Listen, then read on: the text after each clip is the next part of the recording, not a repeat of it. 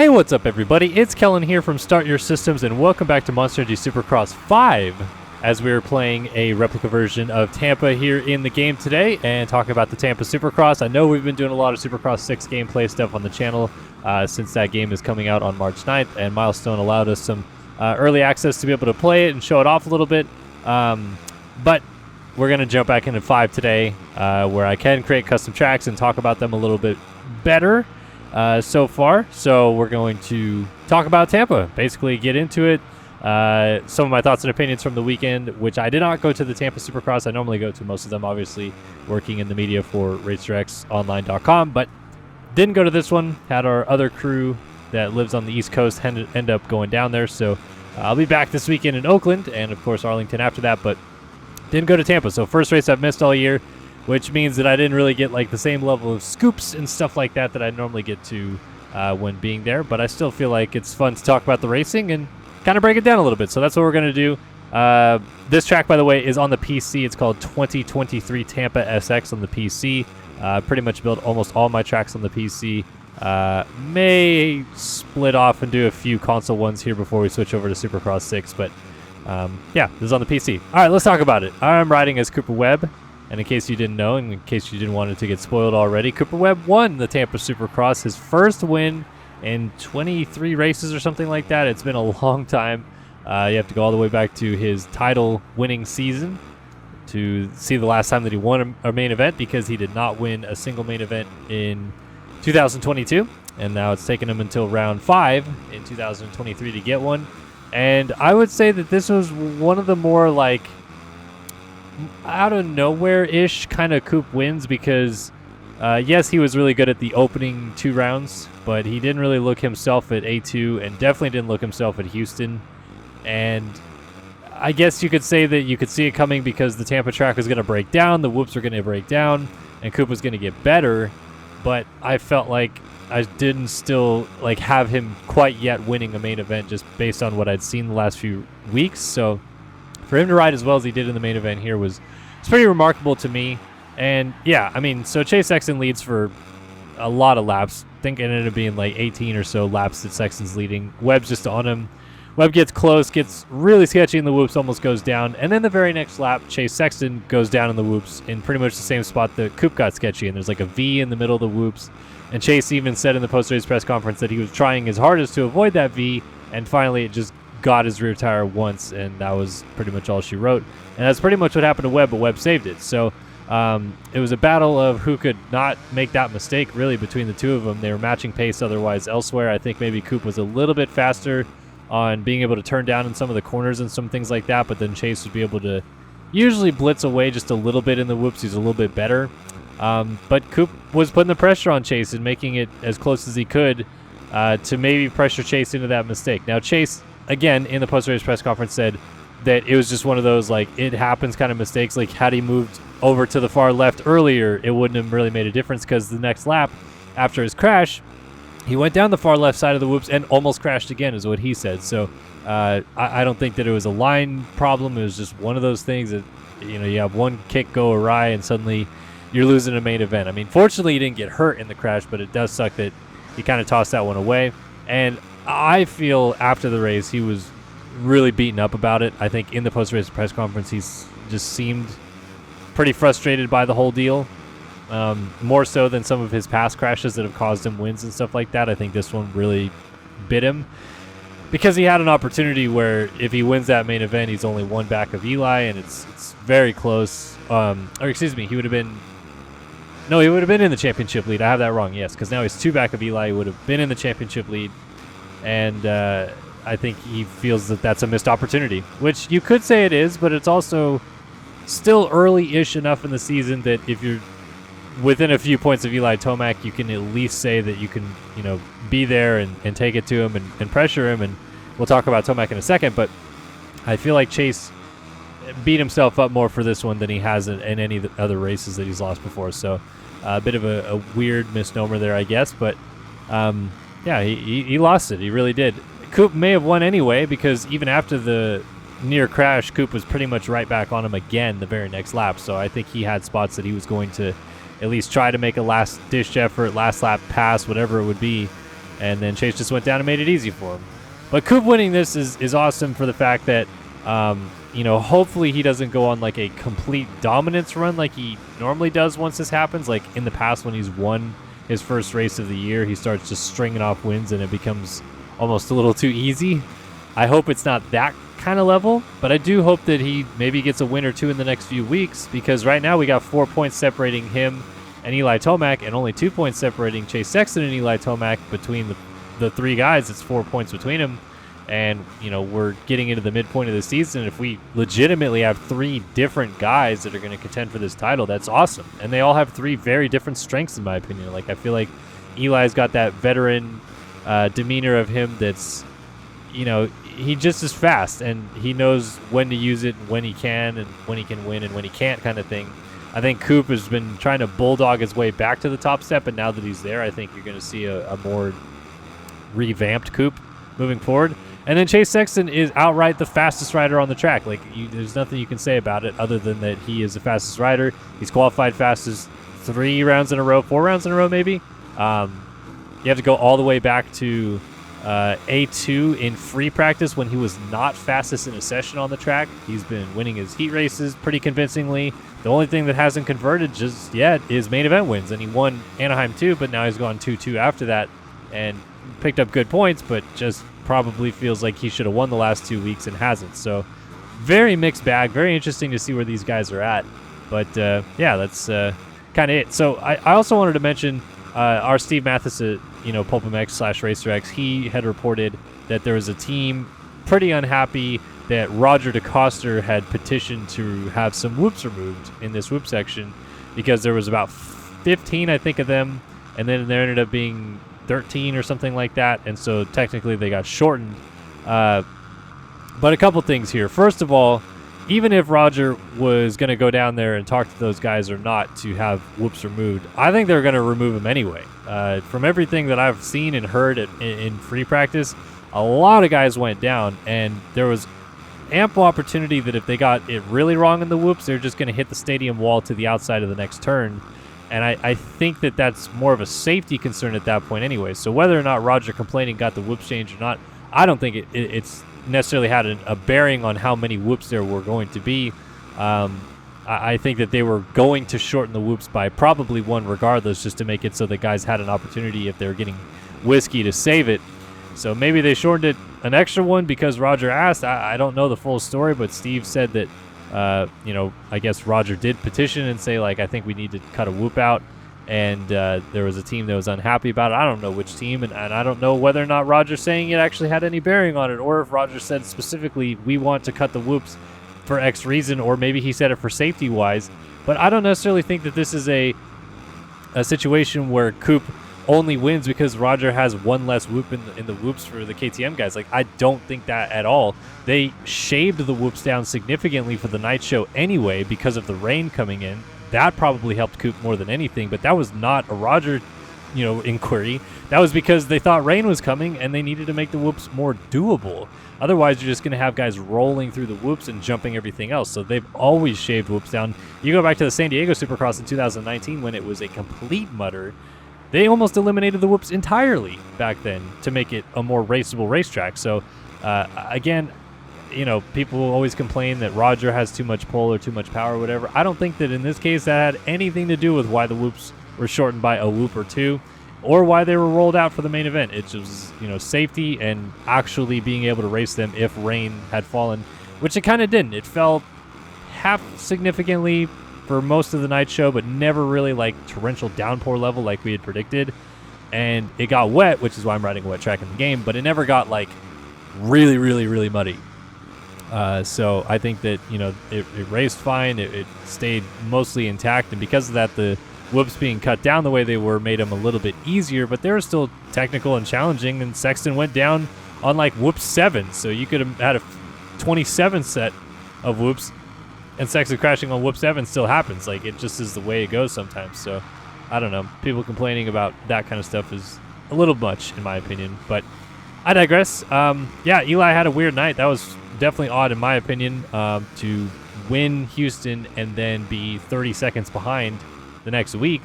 But honestly, you go back to Houston prior to the red flag, I don't know that he wins that main event or really actually contends for a podium based on the way that he was riding. He got the whole shot, but he was riding backwards quick. Like, he had AP on him, and I think AP was just about to pass him before the red flag came out. And I don't know, like, Eli in the heat race at Houston didn't look the normal Eli to me. And then Eli, in the main event had turned it around after the red flag. Maybe he had some time to regroup. Maybe the adrenaline kicked back in, whatever it was. But then Eli in the heat race again at Tampa didn't look particularly awesome to me. And then in the main event, just looked a little bit off to me as well. And I had someone, I think, tweet me and say maybe it's something to do with his knee or something like that from the A2 crash. And timeline-wise, that makes sense. Like, he crashed at A2 and since then has had a weirdo heat race, won a main event after a red flag, and then had a weirdo heat race and then kind of a weirdo main event by his standards. So maybe he is nursing a little bit of something and isn't going to tell us, but I don't know that we can for sure say that because he also has told us that he 100% feels okay.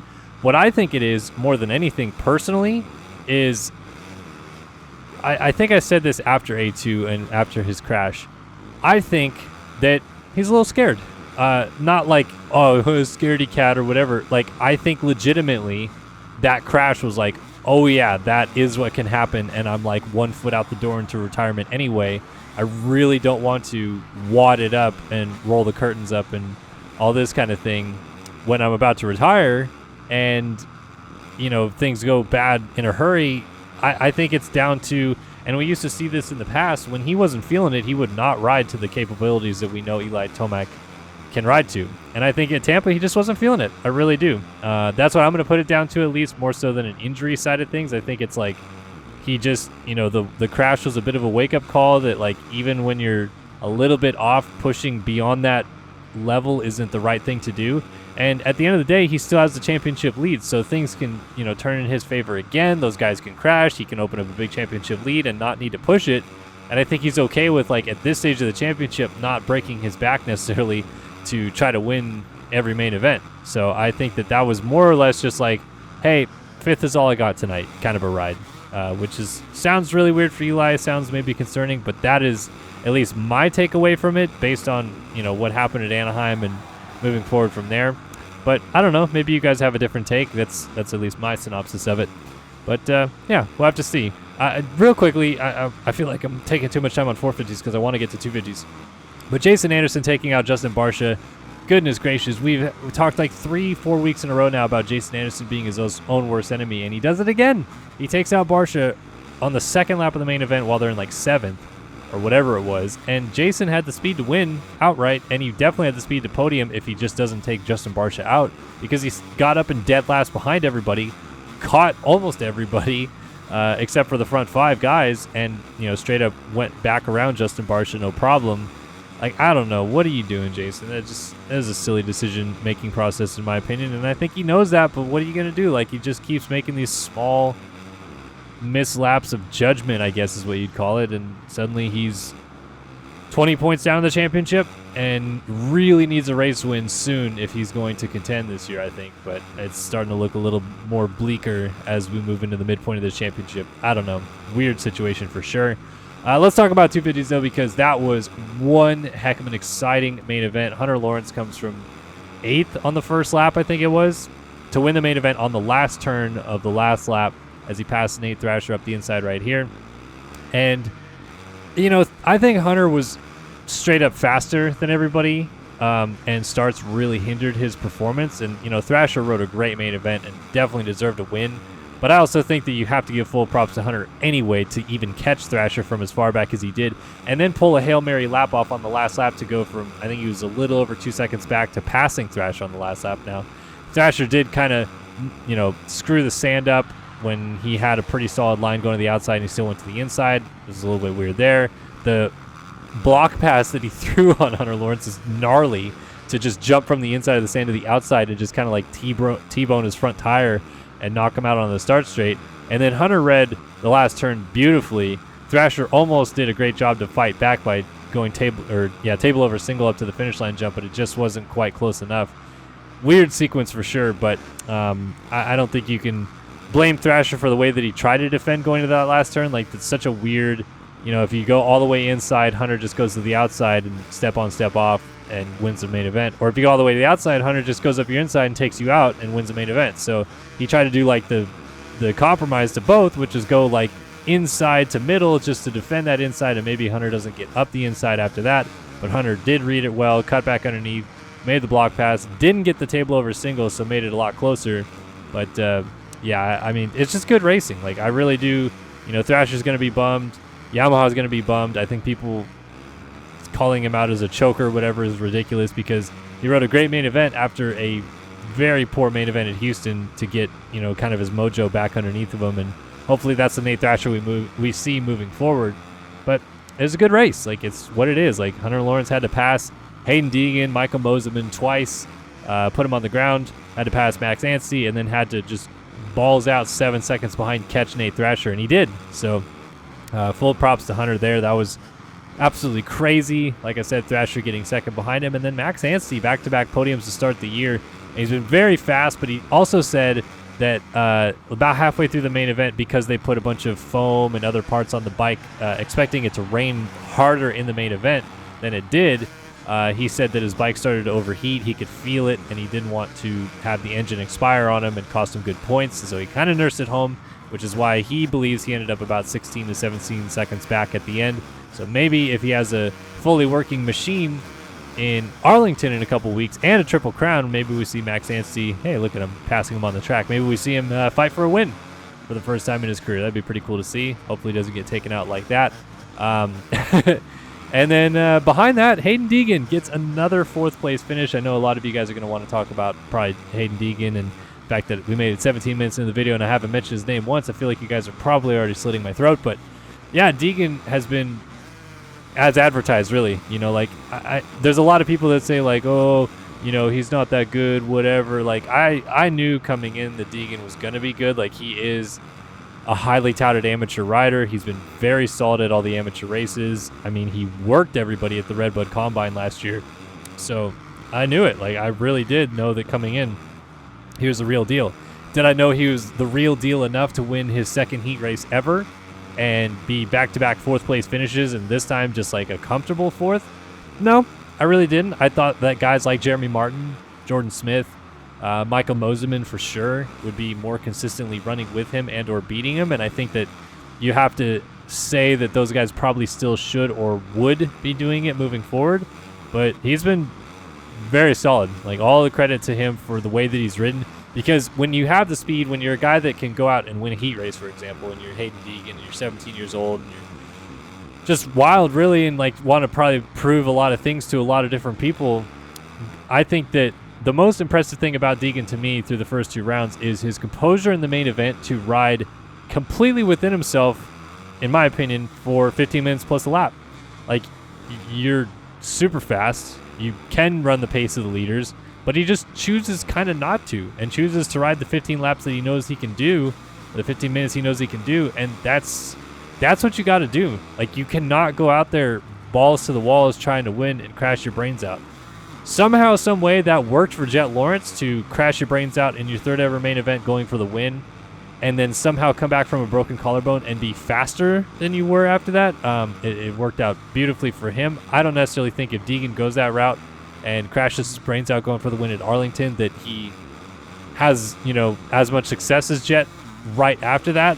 I think that most guys tend to come back from injuries a little bit, gun shy, I guess is the wrong word, but you're not the same level that you were. So I think for him to build early like this, to establish a really strong base where you know that this is where your pace and your fitness is at and you can build from there, I don't think that it's impossible to say that Deegan, if he does this kind of trajectory, that he has a shot at winning a main event before the season's done. Like, he's that good in terms of speed, and so far the consistency level that he's provided, it just needs a few upticks in terms of raw pace over a main event, and he's right up with the front guys. So I think it's been really impressive to see what he's been doing.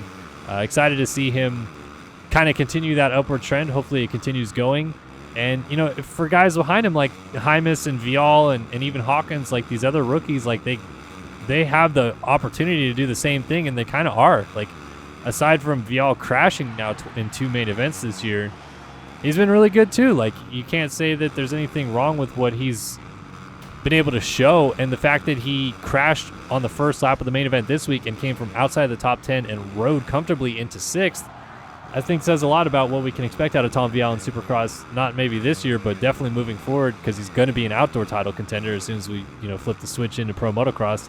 And then Supercross next year with a full season under his belt, so long as he stays healthy, of course he's going to be that guy that can go out and win races. So it's exciting, because I feel like all these rookies where they are now has got me a lot of hope for the next 3 years of the 250 class being awesome and gnarly to watch them battle. And of course, Hunter Lawrence is going to be, mixed in there, and Jet Lawrence is going to be moving out. But you have other guys also, Shimoda and Hammaker when he comes back and stuff like that. The 250 class, in my opinion, is starting to get a little bit deeper because of the way that these rookies are riding than maybe it has been in the last 5-10 years or something like that, where you could probably say any one of these guys, as they're starting to come up with, like the Hunter Lawrence, the Shimoda, obviously Jet, and then eventually this group that's coming in now behind them, they're all going to be good. And I think that when you have the 450 class as old as they are and everyone's going to retire soon, it's awesome that we have this trajectory coming behind us. So didn't talk about everybody I wanted to talk about here today, but only wanted to make this a 20-minute video anyway. So hopefully you guys enjoyed this one. If you have any more comments, questions, or concerns, or want to talk about anything, get involved in the comment section below, and I'll see you guys in the next one. So long for now.